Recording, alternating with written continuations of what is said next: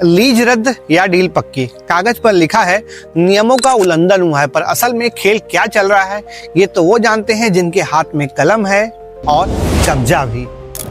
लखनऊ की सहारा सिटी की लीज रद्द कर दी गई है। कारण बताया गया है नियमों का उल्लंघन।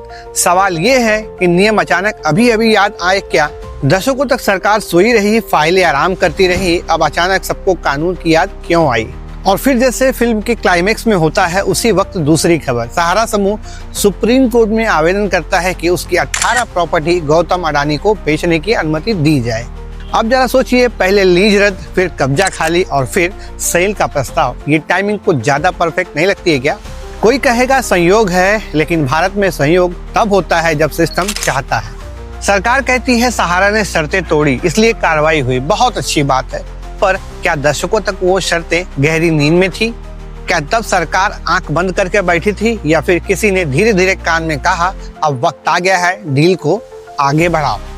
जनता की जमीन, जनता का हक, पर खेल किसी और का।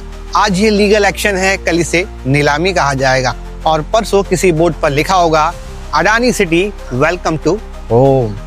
अब आप बताइए, ये सिस्टम जनता के लिए काम करता है या बस बड़े उद्योगपतियों के लिए रास्ता बनाता है? मेरा सवाल किसी व्यक्ति से नहीं है, उस सिस्टम से है जो बार बार जनता की जमीन, जनता के हक और जनता के सपनों की नीलामी करता है। आज सहारा की बारी है, कल किसी और की होगी और परसों शायद आपकी। इसलिए आंख खुली रखो, क्योंकि इस देश में सौदा कानूनी भाषा में नहीं, इशारों में लिखे जाते हैं।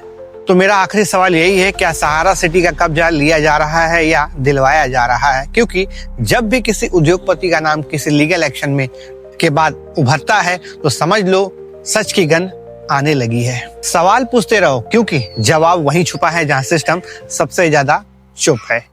जय हिंद।